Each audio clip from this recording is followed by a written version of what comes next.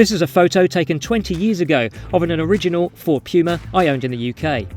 Australia sadly missed out on this brilliantly fun three-door sports coupe, but the all-new 2020 Puma has made it from Europe.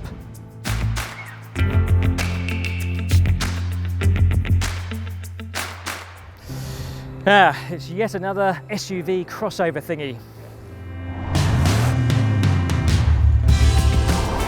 More people want SUVs than coupes these days, of course, so you can't blame Ford for switching to a high-riding 5-door body style. But let's forget subjectivity. The Puma looks a billion times better than the oddly proportioned EcoSport it replaces in the baby SUV segment. As with the EcoSport and its 1990s namesake, the Puma is based on the Fiesta city car, but with a stretched and widened platform.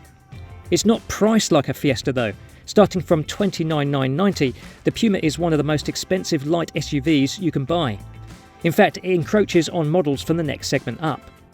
Until the end of 2020, however, there is some special driveway pricing that improves the Puma's value equation, costing from $31,990 with all on-road charges thrown in. The interior design doesn't look quite as special as the exterior. Up front it's all very Fiesta. Not that most Australian buyers would know that because the Fiesta isn't sold in Australia, only the ST hot hatch. So it's not going to set any standards for interior quality. However, for cabin quality it is miles ahead of the old EcoSport's interior. Now we're in the mid-spec ST line and that is expected to be the best-selling variant. That gives you a few snazzy extras over the base Puma. So we've got this sporty ST line steering wheel which feels really great in the hands.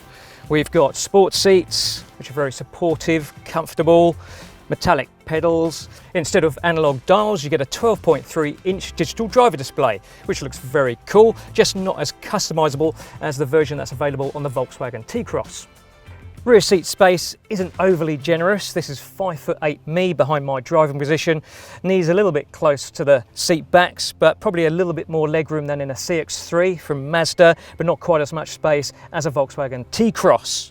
Headroom, well, the roof is a little bit close even to my head, but we do have an optional sunroof, $2,000, but I think it's worth ticking because it does bring a lot of light into the cabin. No centre armrest, no vents, bit disappointing, but that's not unusual for this class. Right, boot space.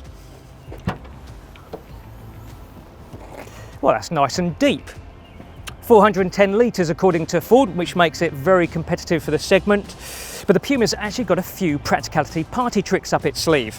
The first is that the boot floor lifts up like so, and with these plastic spring-out supports, the floor stays in place like that so you can access the underfloor storage. But we've got in here what Ford calls a mega box, which sounds very exciting, but what it is basically is an 80-litre integrated plastic tub, which is designed for you to like throw in your wetsuits or your muddy football boots. And then, well, in the UK and Europe, you could wash it out because it comes with a drain plug, but Australian versions, for some reason, don't get that, which is slightly disappointing. But what you do get is, instead of a tyre repair kit, you get a temporary spare wheel, and some owners may actually prefer that. The Puma's not finished there, because if we bring this floor down, we can actually pull it out, and using those same supports, so we're keeping it upright earlier, like so, we've got a higher floor position, which when you do this, fold the seats down, and there you go, you've got a almost flat extended cargo area. Brilliant! The mid-spec ST line we're driving here and the range-topping ST line V both ride on what Ford calls a sport suspension. Some people might find the ride on the firm side, but I think it's actually excellent. The damping is particularly terrific. The Puma is very good at dealing with lumps and bumps, smaller and large, around town, on country roads. And the upside of the torque chassis is that you get this poise and agility on country roads. That really is quite wonderful. This is a car that feels like it's been engineered for keen drivers. Yes, for those who remember the power shift saga, may be surprised to learn that the Puma comes with a dual clutch auto. But I'm pleased to report that it's fantastic. We can't obviously talk about reliability at this early stage, but it makes the car very responsive to drive, whether you're at low speed or fast speed. There's the smooth and rapid gear changes that you actually expect from a dual clutch auto, unlike the old power shift units. And it combines with this 1 litre turbocharged engine, which sounds good with a really lovely refined thrum. It just contributes to this whole sense of a car that's very enjoyable to drive. It makes it an even greater travesty that Ford Australia is currently saying no to importing the ST performance version of the Puma. Regardless, the regular Puma feels like a dynamic benchmark for its class, even more fun to drive than the rival Nissan Duke.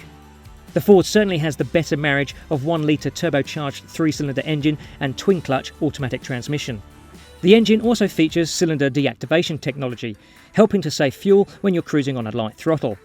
Official lab-derived fuel consumption is 5.3 litres per 100 kilometres. And after our testing in suburbs, on freeways and winding roads, we had an impressive indicated figure of 6.5 litres per 100 kilometres. The Puma is a little bit expensive for a pint-sized crossover. Special drive-away deals until the end of 2020 do improve the value equation, but it would be nice to see Ford Australia make those permanent. Because this is a very appealing package. The Puma is great to drive and it's a vastly better car than its predecessor, the EcoSport. In fact, I think I could just become a Puma owner again.